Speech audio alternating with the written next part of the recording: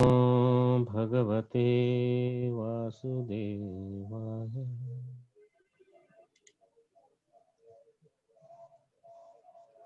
ओम नमो भगवते वासुदेवाय।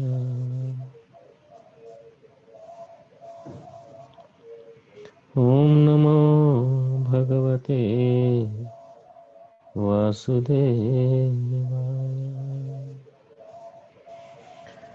नारायणं नमस्कृत्यं नरं चैव नरोत्तमं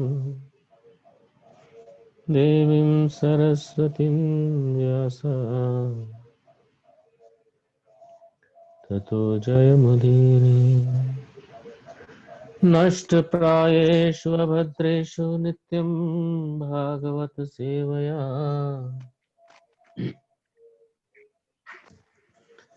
भगवती उत्तमश्लोके भक्तिर्भवती नष्टिकी। मूकं करोति वाचालं पङ्गुं लङ्घयते गिरिं यत्कृपातमहं वन्दे परमानन्दमाधवं। श्रीगुरुदीनतारिणं श्रीचैतन्यईश्वरं कृष्णाय वासुदेवाय देवकी नन्दनाय च नन्दगोपकुमाराय गोविन्दाय नमो नमः। गोवर्धनं धरं वन्दे गोपालगोपरूपिणां गोकुलोत्सवम् ईशानं गोविन्दं गोपिकाप्रियम्। यत्कीर्तनं यत्स्मरणं यदीक्षणं यत्वन्दनं यत्श्रवणं यदर्हणं लोकस्य सद्यो विदुनोति कल्मषं तस्मै सुभद्राश्रवसे नमो नमः। जयति जयति देवो देवकी नन्दनोऽयं जयति जयति कृष्णो वृष्णिवंशप्रदीपः जयति जयति मेघा श्यामला कोमलांगो जयति जयति पृथ्वी भारनाशो मुकुन्दः। ॐ अज्ञानतिमिरान्धस्य ज्ञानाञ्जनशलाकया चक्षुन्मीलितं येन तस्मै श्रीगुरवे नमः। श्रीचैतन्यमनोभीष्टं स्थापितं येन भूतले स्वयं रूप कदा मह्यं ददाति स्वपदान्तिकम्। वन्देऽहं श्रीगुरो श्रीयुतापदकमलं श्रीगुरून् वैष्णवांश्च श्रीरूपं साग्रजातं सगण रघुनाथान्वितं साद्वैतं सावधूतं परिजनसहितं कृष्णचैतन्यदेवं श्रीराधा कृष्णपादान् सगण ललिता श्रीविशाखान्विताश्च हे कृष्ण करुणा सिंधो दीनबंधो जगतपते गोपेश गोपिका कांत श्री राधा कांत नमस्तुते। तप्त कांचन गौरांगी श्री राधे वृंदावनेश्वरी वृषभानुसुते देवी प्रणमामि हरिप्रिये। वाञ्छाकल्पतरुभ्यश्च कृपा सिन्धुभ्य एव च पतितानां पावनेभ्यो वैष्णवेभ्यो नमो नमः। श्री कृष्ण चैतन्य प्रभु नित्यानंद श्री अद्वैत गदाधर श्रीवासादि गौर भक्तवृंद। हरे कृष्ण कृष्ण कृष्ण हरे हरे हरे राम राम राम हरे हरे। जयतां सुरतोरपंगु मम मंदमतिर्गति मत्सर्वस्व पदाम्भोजो श्रीराधा मदन मोहन श्रीराधा।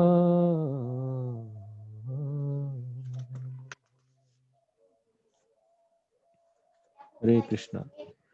तो ये प्रति संध्या होने वाले इस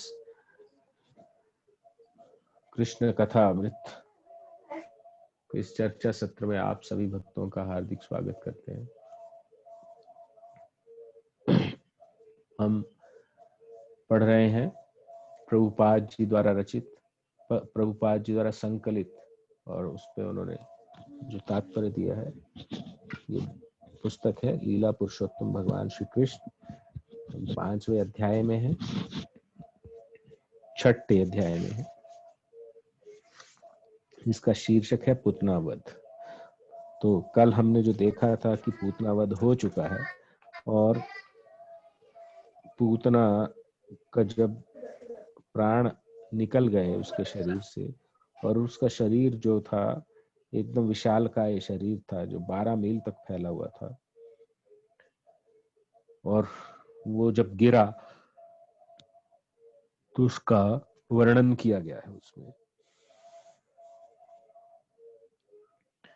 तो हमने जब उसका शरीर गिरा वहां पे हमने कल की कथा को विराम दिया था, और आज हम लोग ये आगे का पोर्शन लेंगे जिसके पश्चात क्या हुआ।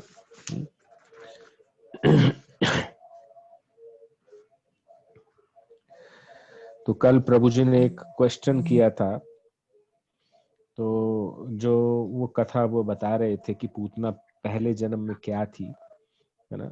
तो प्रीवियस बस हिस्ट्री उसकी जो ब्रह्म वैवर्त पुराण में दी गई है, और गर्ग संहिता में भी इसका वर्णन किया गया है। और ये जो थी बलि महाराज की जो छोटी बहन थी रत्नमाला नाम की, और जब वो कथा आएगी तो उसमें भी बताया जा सकता है, लेकिन प्रभु जी ने कल जो क्वेश्चन किया था तो उसमें मैं ये नहीं, कथा तो मैंने भी सुनी थी लेकिन कहाँ थी, तो ये मैं ढूंढ के निकाला हूँ। ब्रह्म वैवर्त पुराण में आती है ऐसी कथा, और गर्ग संहिता में, जहाँ पर जो बलि महाराज की जो छोटी बहन है रत्नमाला, जब वामन देव जी प्रकट होते हैं और बलि महाराज से 3 पग भूमि का मांग करते हैं, तो उस टाइम पे वो इतने सुंदर लगते हैं, तो वो रत्नमाला जो है, जो बलि महाराज की बहन है, उनको पुत्र के रूप में देखती हैं और उनको अपना दुग्ध पान कराना चाहती हैं। ठीक है, लेकिन जब उन्होंने 2 पग में पूरी पृथ्वी को नाप लिया, ब्रह्मांड में भी उनका पैर जो ना चला गया, तो उसके पश्चात उन्होंने जब बलि महाराज पूछा कि तीसरा पांव कहाँ रखूं, मतलब उन्होंने 3 पग में ही जो बलि महाराज के पास जो कुछ था सब नाप लिया। तो जो है उन्होंने, तो वो रत्नमाला बहुत गुस्सा हो गई, तो वो भगवान को मारना चाहती थी। तो उन्होंने पहले तो भगवान को पुत्र रूप में देखा, और दूसरा वो भगवान को मारने का जब उन्होंने सोचा, तो एक ये भगवान के प्रति बहुत बड़ा अपराध हो जाता है। तो भगवान ने ये जो डिजायर है उनकी, ये जो है ना द्वापर युग में जब उनका अपीयरेंस हुआ, तब उन्होंने पूतना राक्षसी के नाम में उनका जन्म हुआ, और उनकी जो पुत्र बनाकर दुग्ध पान कराने की भी उनकी इच्छा पूर्ति की, और जो उन्होंने जो ऑफेंस किया था भगवान को मार डालने का, ऐसा सोचने का, तो उसका भी उन्होंने जो है इच्छा की पूर्ति की, यानी दोनों इच्छाओं की पूर्ति उन्होंने पूतना की करी। तो मैं ये सोच रहा था कि हम जीवन में बहुत सारी इच्छाएं करते हैं एक्चुअली। जब इसमें कथा पे कंटेम्पलेट कर रहा था, कुछ वॉइस आ रहा है प्रभु जी, थोड़ा सा अगर डिस्टर्बेंस ना हो तो अच्छा होगा। तो मैं when I was contemplating on this कथा, तो मेरे मन में यही आ रहा था कि हम लोग जीवन में बहुत बहुत इच्छाएं करते, बहुत इच्छाएं करते, और एकदम भगवत गीता का 2:62 मेरे ध्यान में आ गया, ध्यायतो विषयान पुंसा संगस्तेषु उपजायते, और संगात संजायते कामः, कामात् क्रोधो विजायते, क्रोधात् भवति सम्मोहः, सम्मोहात् स्मृति विभ्रमा, स्मृतिर्भंशात् बुद्धिर्नाशो, बुद्धिर्नाशात् प्रणश्यति। तो ध्यायतो विषयान पुंसा, सो जहां जहां बार बार ध्यान करते हैं किसी चीज का, है किसी इंद्रिय विषय का ध्यान करते हैं, तो उससे हमको संग हो जाता है। फिर आगे वो सीक्वेंस चलती है, काम उत्पन्न होता है, काम से क्रोध, क्रोध से स्मृति विभ्रम, स्मृति विभ्रम से बुद्धि नाश होता है, और उससे फिर बार बार मटेरियल पूल में या ये जो जन्म मृत्यु के चक्र में आदमी फंस जाता है दोबारा से। तो इसमें यही कहा गया है कि किसी चीज पे ध्यान करने वक्त ही हमको संभल जाना चाहिए। तो जब हम कोई डिजायर करते हैं किसी भी चीज की, बहुत सोच समझ कर करना चाहिए, बहुत ही सोच समझ कर करना चाहिए। कौन सी डिजायर, क्योंकि जो मन में इच्छा है, वासनाएं ही है मनुष्य की जो उसको इस जगत से बांध करके रखती हैं। और आप जो वासनाएं यानी इच्छाएं या जिसको कहते हैं डिजायर्स हैं, भगवान उनको पूरा करते हैं कभी ना कभी। तो वो चीज जो है ना, बड़ी मुश्किल, बड़ी बड़ी सोच समझ कर किसी चीज में अपना ध्यान जो है रमाना चाहिए।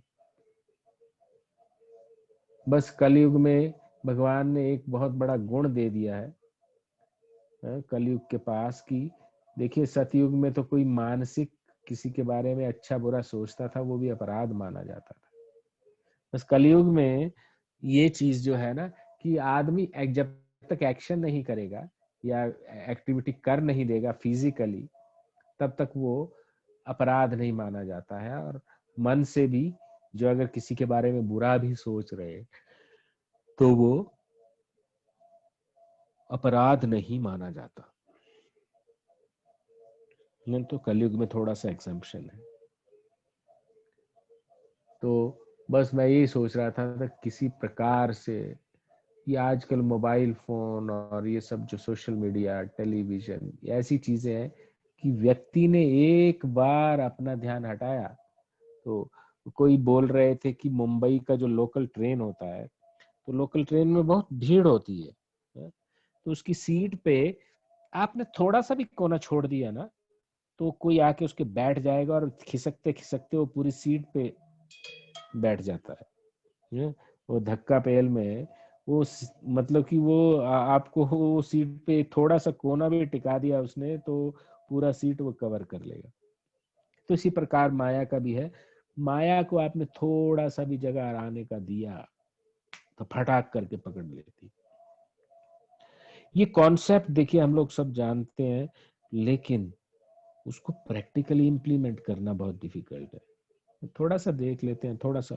मैं बहुत बार देखा हूं कि मैं प्रण करता हूं कि मैं मतलब कि जब करने के वक्त में मैं मोबाइल को हाथ ही नहीं लगाता नॉर्मली, कि जब तक मेरा प्रिस्क्राइब्ड राउंड पूरे ना हो जाए तब तक। लेकिन जब जब भी मैंने ये कोशिश की है कि मैं थोड़ा सा, या जब जब भी मैं मतलब कि ऐसा हो जाता है कि जैसे हमारे प्रिस्क्राइब राउंड पूरे हो गए, अब एक्स्ट्रा राउंड करना है, तो चलो थोड़ा सा मोबाइल को उंगली लगा ही देते हैं। जैसे ही उंगली लगाई तो वो टाइम किधर जाता है कुछ पता नहीं चलता। ये मोबाइल इतनी खतरनाक डिवाइस है। अगर आप पूरी तरह से फोकस नहीं हो, पूरी तरह से कृष्ण भावना भावित नहीं हो, तो आप इस प्रकार की माया से बच नहीं सकते। इतना मोबाइल मतलब, आज देखो कि चार दोस्त भी बैठे होंगे या परिवार के चार सदस्य भी बैठे होंगे, तो वो मतलब चारों के चारों मोबाइल पे लगे हुए, there is no conversation going on. So इतना बुरा हालत है। तो मैं, I am sorry, little detour from the topic being discussed, but पता नहीं सडनली दिमाग में आ गया ये चीज। तो आइए शुरू करते हैं। जब गोपियों ने नन्हे कृष्ण को पूतना की गोदी में निर्भय खेलते पाया, तो वे तुरंत आ गईं और उन्हें उठा लिया। माता यशोदा, रोहिणी तथा अन्य वृद्धा गोपियों ने तुरंत ही चंवर लेकर उसके शरीर की परिक्रमा करते हुए शुभ अनुष्ठान संपन्न किए। बालक को गोमूत्र से पूरी तरह नहलाया गया तथा पूरे शरीर में गोखुर से उठी धूलि लगाई गई। इसका उद्देश्य नन्हे कृष्ण को भविष्य की शुभ घटनाओं से बचाना था, है ना। इस घटना से पता चलता है कि परिवार, समाज तथा प्राणी मात्र के लिए गाय कितनी महत्ता है।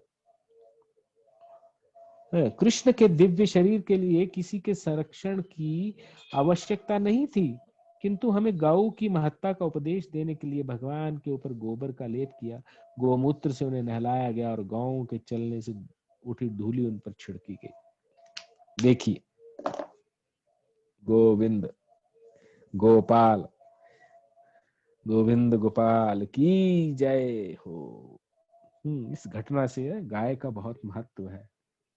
बट अलास नाउअडेज, मैं बता रहा था कि गाय तो अभी देखना एक्सटिंक्ट ही हो गया है। मतलब कि आपको थोड़ा बहुत गांव जहाँ पे खेती होती है वहां जाना पड़ेगा। शहरों में तो बस कुछ पशु इधर उधर घूमते दिखाई देते हैं, बैल दिखाई देते हैं, क्योंकि खेती बंद हो गया, लोगों ने मैकेनाइज कर दिया सारा काम, तो बैलों के लिए कोई काम नहीं है, उधर इधर घूमते फिरते हैं।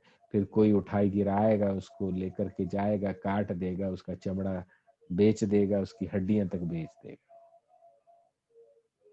ये तो सिलसिला चल रहा है।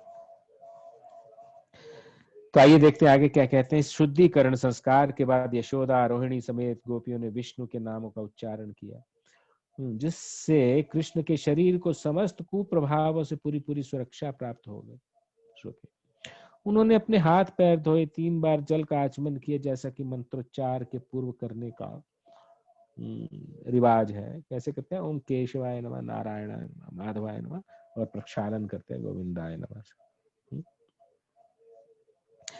उन्होंने इस प्रकार मंत्रोच्चारण किया, हे कृष्ण मणिमान, भगवान आपके घुटनों की और ये भगवान यज्ञ आपके जांघों की रक्षा करे। है, उन्होंने पूरी स्तुति करी। फिर अज नाम से विख्यात भगवान विष्णु आपके पावों की रक्षा करें। अज का मतलब होता है जो अजन्मा है, जिनका जन्म नहीं होता, इसलिए उसको अज कहते हैं।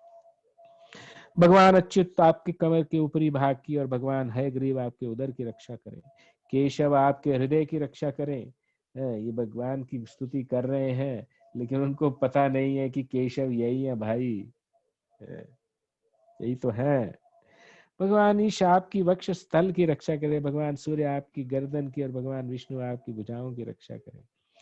भगवान उरुक्रम आपके मुख की रक्षा करें।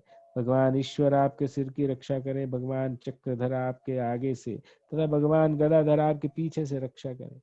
धनुषधारी भगवान मधुसूदन आपके दाईं ओर से और भगवान अर्जुन आपके बाईं ओर से रक्षा करें। भगवान उरुगाय आपके शंख से आपकी सभी ओर से रक्षा करें और भगवान उपेंद्र आपकी ऊपर से रक्षा करें। भगवान ताक्ष पृथ्वी पर आपकी रक्षा करे। भगवान हलधर आपके चारों ओर से रक्षा करें। भगवान ऋषिकेश आपकी समस्त इंद्रियों की रक्षा करें। भगवान नारायण आपके श्वास की और श्वेत द्वीप के स्वामी नारायण आपके हृदय की और योगेश्वर मन की रक्षा करें। कृष्णगर्भ आपकी बुद्धि की रक्षा करें और श्री भगवान आपकी आत्मा की रक्षा करें। और आपके खेलते समय भगवान गोविंद आपकी चारों दिशाओं से रक्षा करें। और जब आप सो रहे हैं तो भगवान माधव आपकी सारे संकटों से रक्षा करें। जब आप चल फिर रहे हो तो वैकुंठ के स्वामी आपको नीचे गिरने से बचाएं। जब आप बैठे हो तो भगवान नारायण आपको सारी सुरक्षा प्रदान करें। और जब आप खा रहे हो तो समस्त यज्ञों के स्वामी आपकी सभी प्रकार से रक्षा करें। इसी तरह माता यशोदा बालक के शरीर के विभिन्न अंगों की रक्षा के लिए विष्णु के विविध नामों का उच्चारण करने लगी।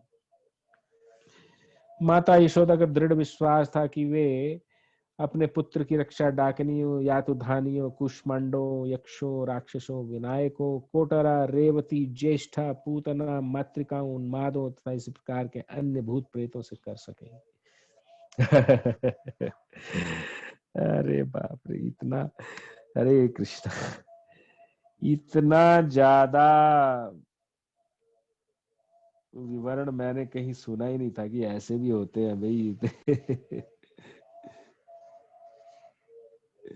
जो मनुष्यों को उनके निजी अस्तित्व के बारे में बुलवा देते हैं तथा प्राणों एवं इंद्रियों को कष्ट पहुंचाते हैं।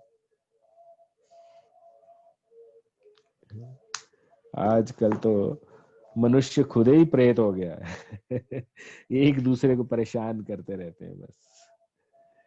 यही यही बहुत बड़ी विडंबना। ये कभी कभी स्वप्न में आते हैं और उत्पात मचाते हैं, तो कभी ये वृद्धा स्त्रियों के रूप में प्रकट होकर नन्हे मुन्ने बालकों का रक्त चूसते हैं। किंतु जहां भगवान नाम का कीर्तन होता रहता है वहां पे ये भूत प्रेत ठहर नहीं पाते। This is the main essence of this para. माता यशोदा को गौवों तथा विष्णु के पवित्र नाम के वैदिक आदेशों के विषय में दृढ़ विश्वास था, अतः उन्होंने अपने पुत्र कृष्ण की रक्षा के लिए इन दोनों की शरण ग्रहण की। उन्होंने विष्णु के समस्त नामों का उच्चारण किया जिससे वे आप अपने पुत्र की रक्षा करें। वैदिक संस्कृति में आदिकाल से गोपालन तथा विष्णु नाम के कीर्तन पर बल दिया गया है, और आज भी ऐसे व्यक्ति हैं जो वैदिक प्रणाली का अनुगमन करते हैं। विशेषतः गृहस्थ लोग कम से कम 1 दर्जन गौवें पालते हैं।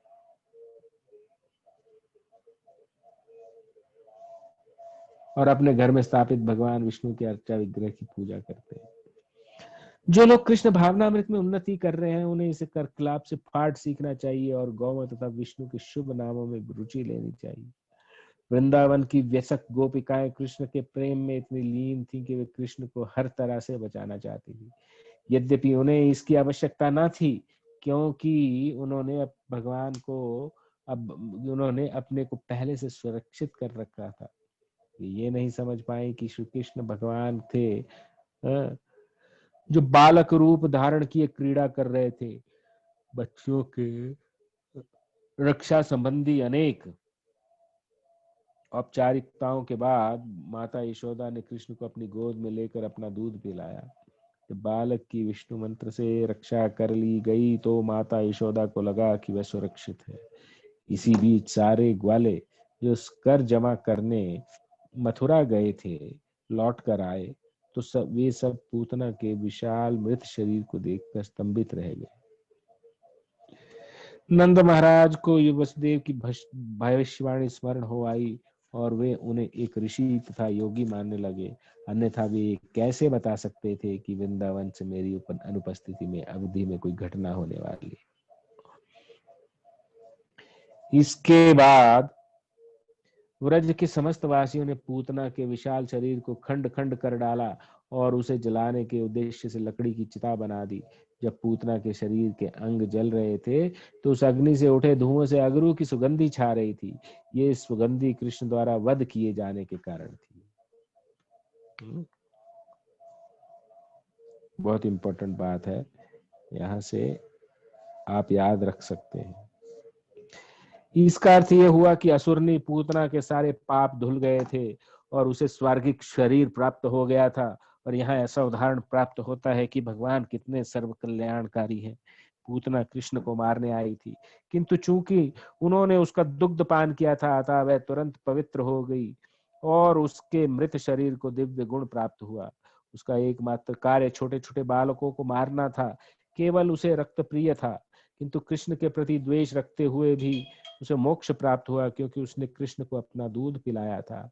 अतः उन लोगों के विषय में क्या कहा जाए जो माता के रूप में कृष्ण को अत्यंत प्रिय हैं और जो अत्यंत प्रेम पूर्वक सदा उनकी सेवा करते हैं और हर जीव के परमात्मा है और पूर्ण पुरुषोत्तम भगवान है जो हर जीव के परमात्मा। इससे निष्कर्ष निकला कि भगवान की सेवा में लगाई गई अल्प शक्ति भी अपार दिव्य लाभ प्रदान करने वाली। तो इम्पोर्टेंट है, भक्तों को हमेशा याद रखना चाहिए कि भगवान की सेवा में लगाई गई अल्प शक्ति भी अपार दिव्य लाभ प्रदान करने वाली। इसकी व्याख्या भगवत गीता में की गई है। स्वल्पम अपि अस्य धर्मस्य त्रायते महतो भयात नेह अभिक्रम नाशस्तो प्रत्यवायो न विद्यते स्वल्पम अपि अस्य धर्मस्य त्रायते महतो भयात। इस अभिक्रम में की गई थोड़ी सी प्रगति उसका कभी हास नहीं होता। और थोड़ी सी प्रगति हमारे को महान दुखों से निवारण करती है। तो यही ये कहने का अर्थ है यहाँ पे। किसी वृक्ष के पुष्प अर्पित करके कृष्ण की पूजा करना भी उस जीवात्मा के लिए लाभप्रद है जो वृक्ष के अस्तित्व तक सीमित है। जब कृष्ण को फूल और फल अर्पित किए जाते हैं तो अप्रत्यक्ष रूप से वह से उस वृक्ष को भी लाभ पहुंचता है जिसमें फूल लगे थे। अतः अर्चना विधि हर एक के लिए लाभप्रद है। कृष्ण ब्रह्मा तथा शिव जैसे महान देवों द्वारा पूज्य हैं और पूतना इतनी भाग्यशाली थी कि वह कृष्ण बालक के रूप में उसकी गोदी में खेले। श्री कृष्ण के वे ही चरण कमल जो ऋषियों तथा भक्तों द्वारा आराध्य है पूतना के शरीर पर पड़े। लोग कृष्ण की पूजा करके भोजन की भेंट चढ़ाते हैं, किंतु उन्होंने तो पूतना के शरीर से स्वतः दुग्ध पान किया। इसलिए भक्तगण प्रार्थना करते हैं, यदि पूतना जैसी शत्रुणी केवल दूध पिलाकर इतना लाभ प्राप्त कर सकती है तो फिर प्रेम तथा स्नेह के से कृष्ण की पूजा से प्राप्त होने वाले लाभ का अनुमान भला कौन लगा सकता है। और यदि पूजा करने वाले को उतना लाभ हो सकता है तो फिर मनुष्य को चाहिए कि वे केवल कृष्ण की ही पूजा करें। तो ये आर्गुमेंट बहुत स्ट्रांग है। यद्यपि पूतना दुष्टात्मा थी किंतु उसे भगवान ने माता के समान उच्च पद प्राप्त हुआ। अतः ये स्पष्ट है कि गौवें तथा व्यसक गोपियां भी जो कृष्ण को दूध देती थी दिव्य पद को प्राप्त हुई। कृष्ण किसी को भी कुछ भी मुक्ति लेकर कोई भी काल्पनिक भौतिक वस्तु दे सकते हैं। अतः वे जिस पूतना के शरीर का दुग्ध पान करते रहे उसके मोक्ष के संबंध में कोई संदेह नहीं हो सकता। और जब गोपियों के मोक्ष के संबंध में क्या संदेह हो सकता है जिन्हें कृष्ण इतने प्रिय थे। निसंदेह जिन समस्त गोपियों तथा गायों ने वृंदावन में अत्यंत प्रेम तथा स्नेह से कृष्ण की सेवा की वे सब इस भौतिक संसार की दयनीय दशा से मुक्त हो गए।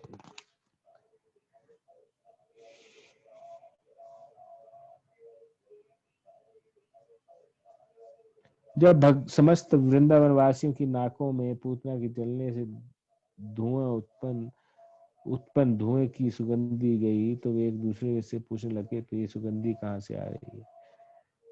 और बातचीत के दौरान उन्हें ज्ञात हो गया कि सुगंध पूतना के जलने से उठे धुएं की है। तो कृष्ण उन्हें प्राणों से प्रिय थे और जैसे ही उन्होंने सुना कि कृष्ण द्वारा पूतना का वध हुआ है तो सबों ने प्रेमवश उस बालक को आशीष दिया।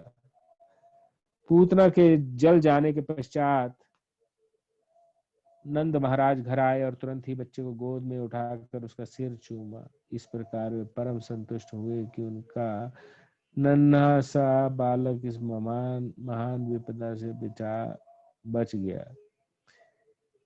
श्री सुखदेव गोस्वामी उन समस्त व्यक्तियों को आशीर्वाद देते हैं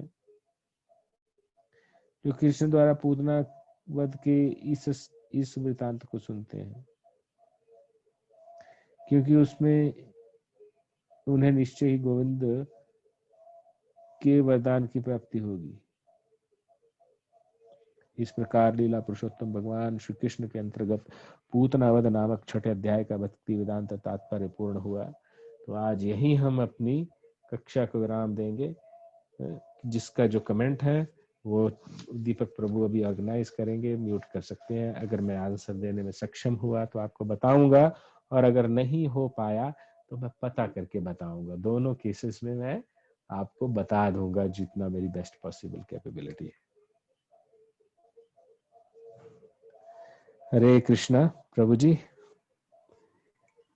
आगे शुरू किया जाए आगे कार्यक्रम। आप सभी भक्तों का सादर आमंत्रित करता हूँ और अभी देख करके बहुत अच्छा लग रहा है।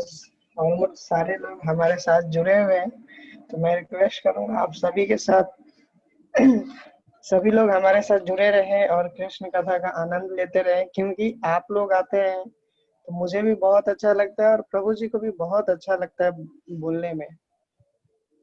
जैसे प्रभु जी भी बताते हैं कि जब तक श्रोता नहीं होगा फिर बोलने वाला भी क्या कर सकता है। तो यदि हम सब साथ में रहेंगे तो बहुत चीजों का अनुभव करेंगे, बहुत कुछ सीखेंगे भी और बहुत कुछ समझेंगे भी, जिसको हम अपने जीवन में तो ला भी सकते हैं उसको। तो अभी कमेंट की ओर बढ़ते हैं। मैं करेक्ट रिक्वेस्ट करेक्ट। करूंगा आस्था माता जी से कि प्लीज आप अनम्यूट करें और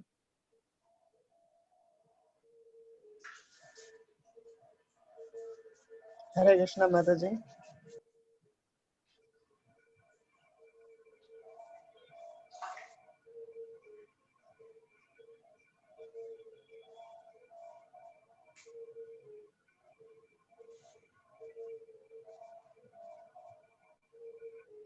माता जी के आने के पहले कुछ मैं आवाज नहीं आ श्यामा पा माता रही। जी से रिक्वेस्ट करूंगा। श्यामा माता जी प्लीज अनम्यूट योरसेल्फ। उसके बाद फिर आस्था माता जी के आएंगे।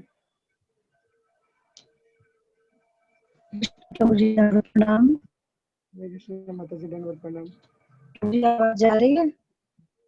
यस आज यस ब्रेक माता हो जी। रही है। मेरा तो हाँ, नेट का ही थोड़ा सा इशू हो रहा है कल से। बीच बीच में कुछ सुन पा रहे थे, कुछ नहीं सुन पा रहे थे। तो जितना सुनने प्रभु उसमें बस ये बोलेंगे, यहाँ पे भगवान कृष्ण की मंजर को माँ यशोदा और गोपियों ने उतारा है और उनकी कैसे छोटे बच्चे को नजर आता है, तो माँ उनके लिए बहुत सारे प्रयास करती है। तो उसी तरह यहाँ पे जितनी भी मतलब रोहिणी माता है और यशोदा माता है मंदिर रुकने के लिए बहुत सारे दलित के मंदिरों का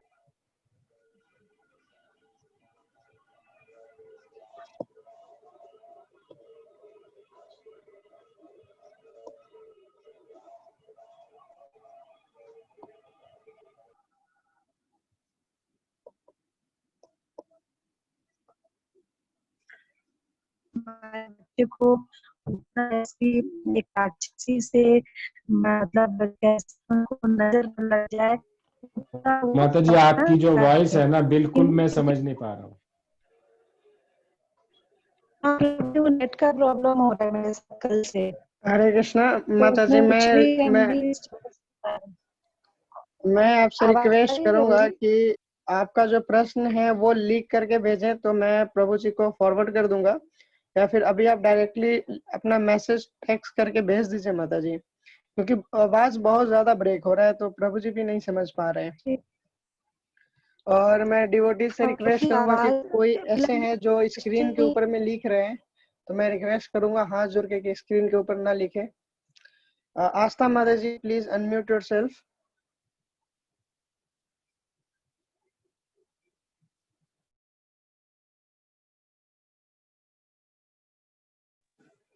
हरे कृष्णा आस्था माता जी।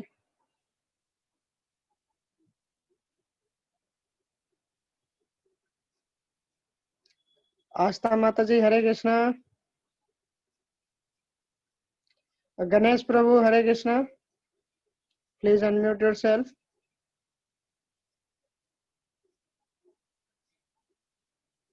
गणेश प्रभु हरे कृष्णा। सुधा माता जी। हाँ गणेश आज सब प्रभु आ लोग गए। गणेश हाइबरनेशन में प्रभु चले बोलिए। गए हैं क्या? नहीं बोल गणेश प्रभु बोलिए। हाँ आज कुछ नहीं बोलेंगे, पूतना बात तो सुना है, ठीक है चल। ओके प्रभु जी। ओके। हरे कृष्णा प्रभु जी, मैं कुछ बोलना चाहता हूँ। हाँ धन्यवाद बोलिए हरे प्रभु बोलिए जी। बोलिए। स्वागत है स्वागत है स्वागत। प्रभु जी, जैसा कि कल हमने एक माता के बारे में जाना और वो पूतना के बारे में जाना जो एक राक्षसी थी और वो पिछले जन्म में महाराज बलि की बहन भी थी। तो प्रभु जी, जिस तरीके से भगवान ने उनका वध